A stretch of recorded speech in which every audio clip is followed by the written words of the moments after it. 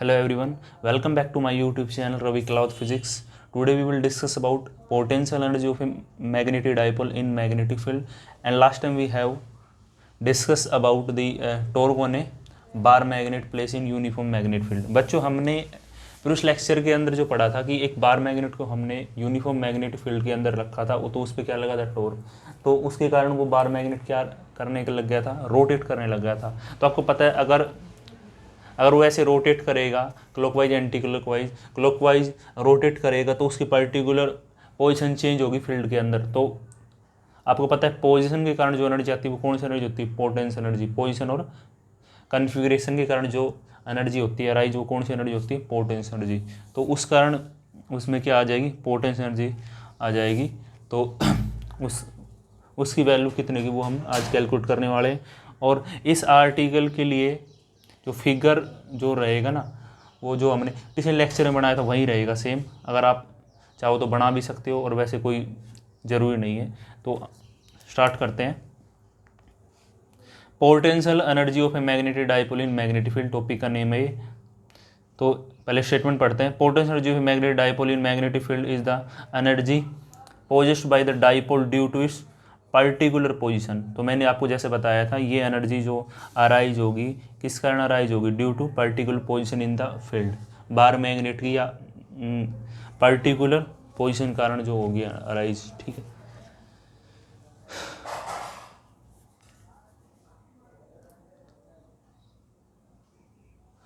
अब एक बात आपको पता है कि वहाँ जब हमने पढ़ा था मैग्नेटिक डाइपोल मूवमेंट ने मैग्नेटिक फील्ड की डायरेक्शन के साथ जो एंगल बनाया था वो कितना बनाया था, थीटा। तो वही कंसेप्ट मैं यहाँ पे ले रहा हूँ।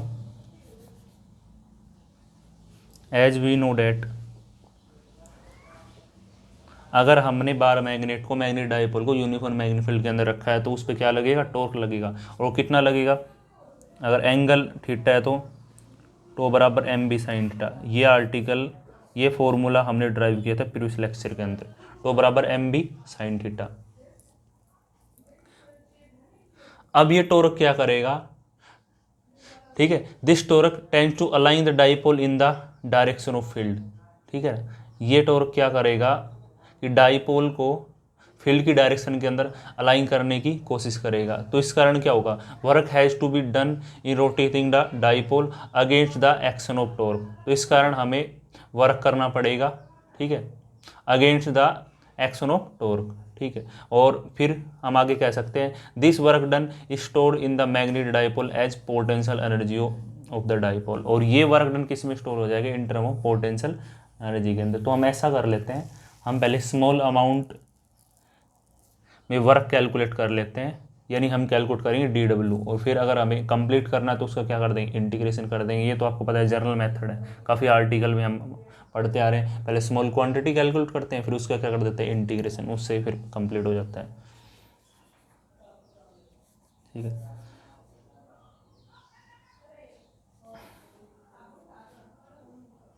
Then small amount of work done, small amount of work done in rotating the dipole through a small angle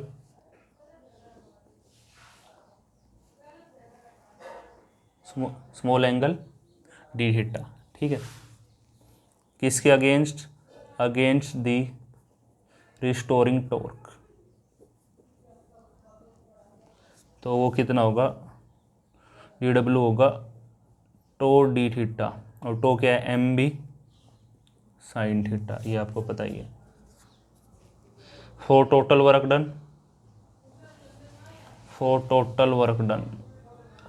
done के लिए क्या करेंगे, इक्वेशन 2 है, ठीक है। टोटल वर्क डन के लिए क्या करेंगे, integrating equation second on both side. हम दोनों साइड इसका इंटीग्रेशन करेंगे।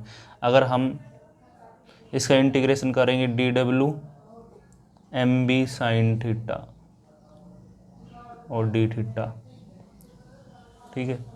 और इसकी लिमिट जो हम कर रहे हैं कंसिडर, वो लिमिट ले रहे हैं थीटा 1 से थीटा 2। अब इसका इंटीग्रेशन आपको पता है, डी डब्ल्यू का इंटीग्रेशन क्या हो जाएगा, डब्ल्यू और एम बी यहाँ से बाहर आ जाएगा।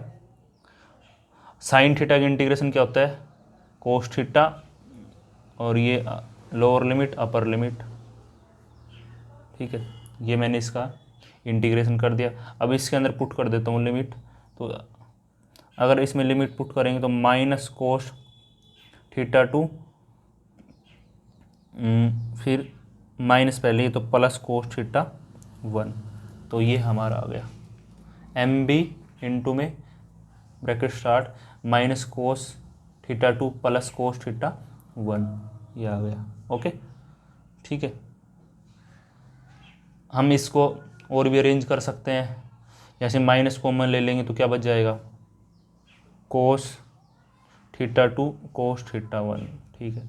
तो ये आ गया वर्क डन, ध्यान रख लेना वर्क डन कितना आ गया, minus M B cos theta two minus cos theta 1। Okay, तो ये वर्क डन आ गया, और यही वर्क डन किसके बराबर है, पोटेंशियल एनर्जी के बराबर। तो हम इसको लिख सकते हैं यू के बराबर। तो अगर मैग्नेटिक डाइपोल को हम मैग्नेटिक फील्ड के अंदर रखेंगे तो उसके अंदर कितनी पोटेंशियल स्टोर होगी, minus M B cos theta two minus cos theta 1। Okay, अब इसके कुछ स्पेशल केस हम कर लेते हैं डिस्कस।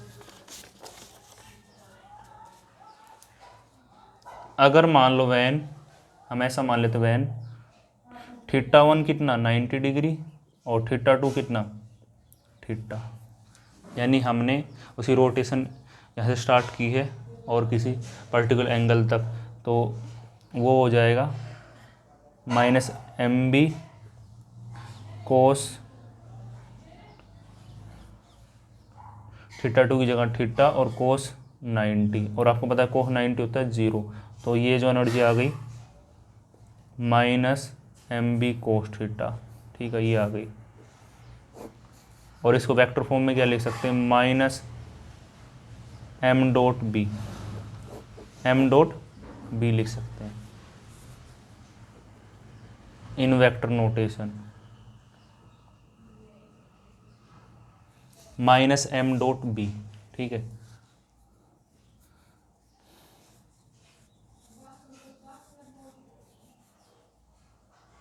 इसके पर्टिकुलर केसेस भी हम पढ़ सकते हैं।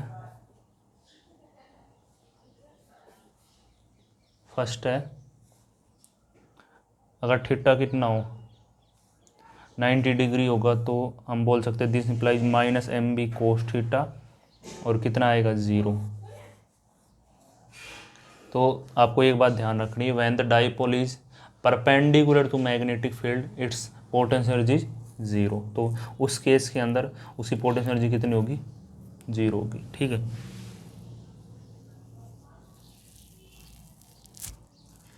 दूसरा, व्हेन थीटा कितना 0, तो इस केस में माइनस एम बी कोस 0 1 होता है, तो माइनस एम बी, ये क्या आ गया मिनिमम, क्या आ गया मिनिमम आ गई, ठीक है।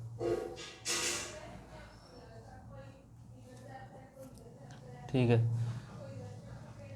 तो हम देखो इस पोजीशन को क्या बोलेंगे, स्टेबल इक्विलिब्रियम वाली पोजीशन, इसको क्या बोलेंगे, स्टेबल इक्विलिब्रियम वाली position. When the magnetic dipole is aligned along the magnetic field it is in stable equilibrium having minimum potential energy, तो इस केस में क्या होगा, minimum potential energy and stable equilibrium when theta will be equal to 0।